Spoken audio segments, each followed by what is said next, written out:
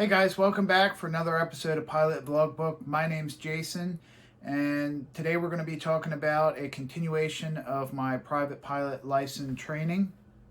In the last episode, I did mostly pattern work, and this was really a duplication of that, but improving my skills more, increasing my workload, and really the instructor taking, I wouldn't say a step back, but putting more of the responsibility on me. And that started right from the beginning with get to the T hangar, start doing a little bit of inspection, not even a checklist yet.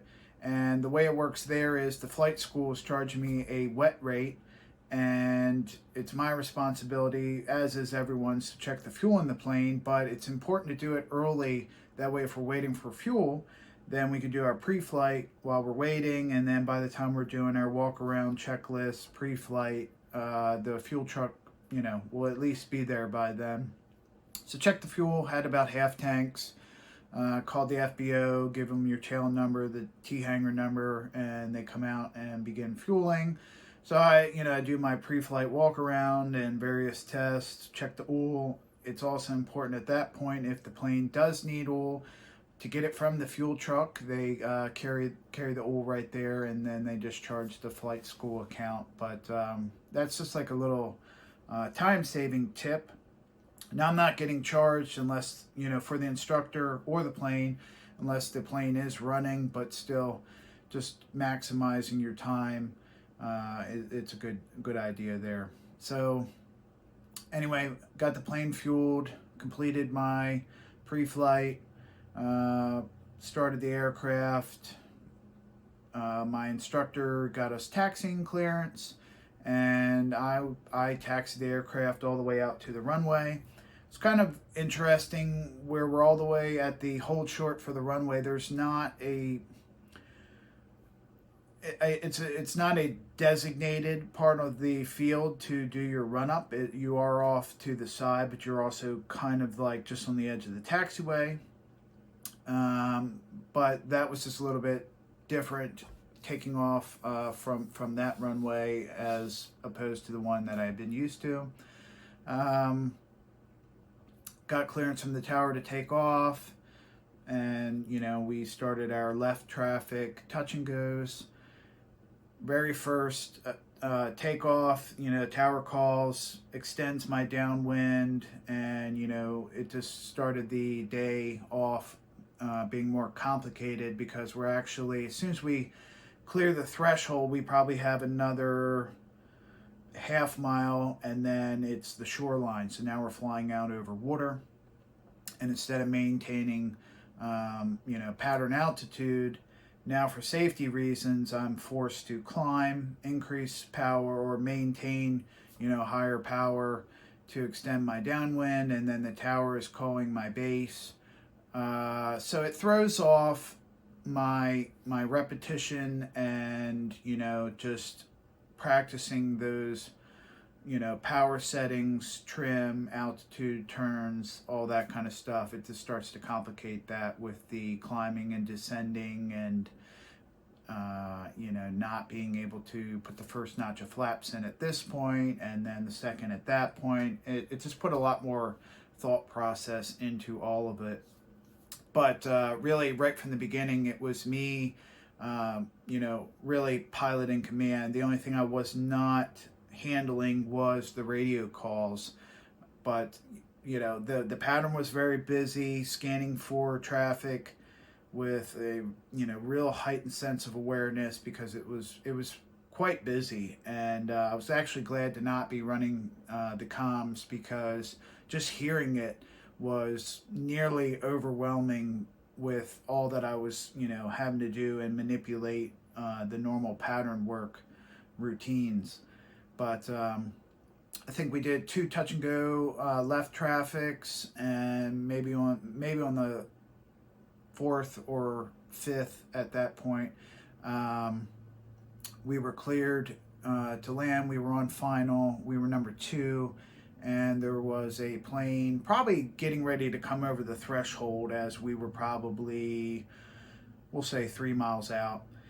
And, normally that spacing would be fine, and the aircraft in front of me was cleared for the touch and go. And, we're coming in, I'm putting in third notch of flaps, reducing power more, and, I'm getting committed to my short final, and I'm kind of gauging out in front of me that, the aircraft is sort of lingering. They must have touched down and, in their rollout, really slowed down almost like they were going to do a full stop. They were not cleared for the stop and go, but that's what it started to seem like they were doing. But at the same time, they weren't slowing down at such a rate that it looked like they were going to stop. They were just really lingering on the airfield there. But yes, we're coming in, and there's a turnoff pretty short, after the touchdown and rollout for them. There's a taxiway, pretty soon, and at that point it seemed like maybe they were doing a full stop. Again, the radio traffic is highly congested, and I'm getting ready to make a go-around decision, and shortly after, tower called and told us to do a go-around. So that was pretty interesting. Full power, carb heat off. At this point I had full flaps, so it was really weird to be trimmed out the way I was, for nose down, and I got full flaps in. Now I'm full power, so the aircraft like ballooned like crazy. I'm in this right turn. It was weird. It was also a reversal of direction, so to speak. It was kind of odd to be turned out right like that instead of just, climbing and maintaining runway heading. I'm not sure why that tower call was made, other than I guess the tower was still trying to figure out if the aircraft below us, was trying to do a touch and go, then we would obviously be interfering with him taking back off, but that was unclear. But anyway, we made a right turn, and we re-entered the traffic pattern. And I think the next touch and go, we actually did a right traffic, so it furthered that kind of pattern, and kind of changed things up additionally. And I believe it was the next touch and go that I did my touch and go, and I'm holding runway heading, getting ready to make my crosswind, and I'm judging my distance beyond the airfield and everything, and I'm engaging in my crosswind turn, and there's a lot of tower communication, and I notice out of the corner of my eye this plane off into the distance, off to my left. And in that split second, it almost seemed like he was doing it wouldn't be a midfield crossover. His altitude was high, a little bit higher than mine at that point, but not at such an altitude that you would normally cross midfield. Plus, he wasn't midfield, he was really runway threshold. And, so I then turned, on my downwind, and as I'm making that turn, his intentions are unclear, and now he is crossing across me, not 90 degrees, probably like 45. And at this point, I'm getting ready to, abort my turn and make a right turn, or, honestly, at that point, it wasn't sure what the best option was, because, if I make a left turn, I'm heading more, directly at him. But if I make a right turn, we're nearly at the same altitude now, probably, 150, 200 foot difference. But, turning right, we would almost be meeting, in a collision like that. I mean, we weren't maybe that close, but it was something that sudden movements were, needing to be made very shortly. And so then Tower made a mistake, and they actually called, kind of like in a frantic voice, they called the wrong tail number. So they called this aircraft's tail number that's crossing, my path, and then said immediate right 360. And at this point, my instructor says his controls, and then he takes us right 360. And it was a good reaction, because we knew that call from a common sense standpoint meant us, but it was the wrong tail number call. And luckily the other aircraft maintained its heading, because if they had made a right 360, then they would have been coming more directly at us. I think we were so close on radar that Tower couldn't differentiate which aircraft was which. That might have been the case, I'm not sure, or maybe just misspoke. But the aircraft behind us, I'm really not sure where it came from, if it had been crossing midfield at some point, or if it had taken off behind us and tried to turn out of the pattern early, like real early, like as soon as he hit the threshold. That I'm not sure, and that's what my instructor thinks happened, but it was kind of unclear where he came from and how the spacing in the pattern got to be that tight. But so that was interesting. So I had just done a go around, and really it wasn't even, I mean, technically it's a go around, but it was really almost like an abort. It was sudden. I'm in full landing configuration, committed short final, and I have the runway made, and then it was a sudden abort, is at least what I'm calling it. But that, and then followed shortly after by this interesting situation here. It made for a pretty hectic day. We did 1.6 hours of pattern work, which gets to be at least mentally exhausting. Again, I was relieved not to be doing the comms, but that's going to get kind of incorporated in the next couple lessons, increasing my workload, and that's all part of it. But yeah, I mean, definitely with some of the crosswind situations I was in, and flying over the water. And really, the water is irrelevant. It's just more of a mental thing.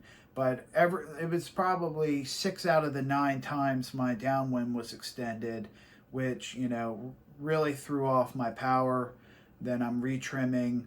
I'm trying to climb to a safer altitude, as for glide reasons, in case there was an engine or other failure, that I'm not so low to the ground, that far away from a place to land. So the water was kind of irrelevant. You could treat it as just a more densely populated area without emergency landing locations. So yeah, that just added to the complexity. We actually almost made the call to go to a different airport before we even started, because the pattern was so dense. It had calmed down right before we began, so we chose to stay at our home airport. But it was pretty congested. It was right on the edge of that and all the other conditions combined, that it was starting to take away from the lesson, where it was just so complex. It wasn't giving me time to actually execute the maneuvers as proficiently as I wanted. If I wasn't, I wouldn't say I was rushed, but it was definitely boom, boom, boom, boom, boom, and really did not have much leadway to extend my upwind, or pace my downwind as I saw fit, or as I wanted to. Oftentimes, you know, we were positioned such that we could, you know, keep it nice and tight and, you know, practice, you know, some of the different turning and distance, you know, maneuvers and power settings. You know, I was really looking forward to being really on point with my power settings and my speeds and, you know, my implementation of flaps at various stages, and just trying to keep it short, get in more takeoffs and landings, and, you know, just really work the maneuverability in those various configurations.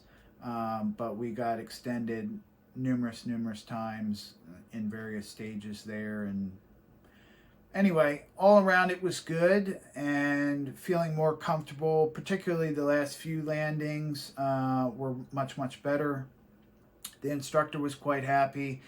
He said that there was only a few times that he even put in subtle, you know, control inputs during right around the round out flare, and he was impressed. He said that, you know, none of the landings would have been unsafe, you know, had he not, you know, put in slight inputs. And, you know, anyway, you know, it's kind of interesting because I feel like the first 3, maybe even 4 touch and goes, it's almost like getting back into it. And I think some of that would be eliminated if it wasn't so accelerated and, you know, there wasn't so much pattern density and, you know, different factors, again, like the climbing out to higher elevation over the water and everything.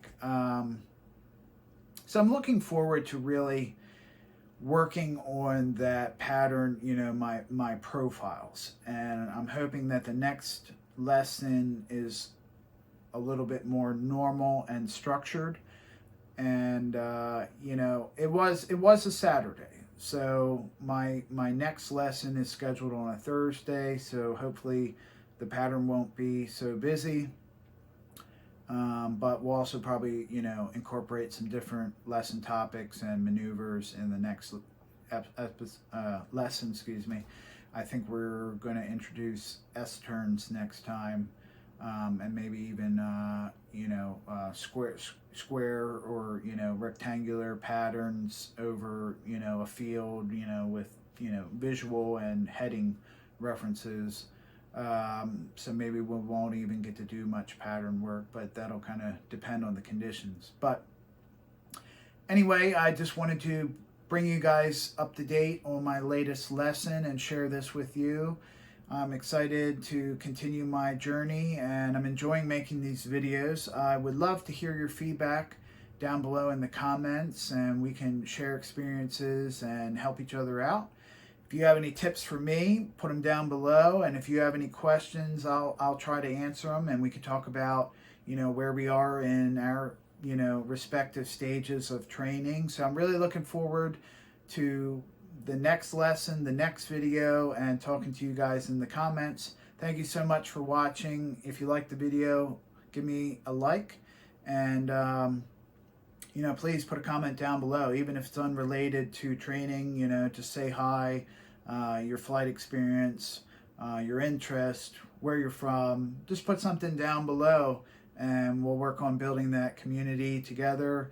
And if you're enjoying the content, consider subscribing. That would help me out. I appreciate it. And I just want to say thanks for watching, and I'll see you in the air.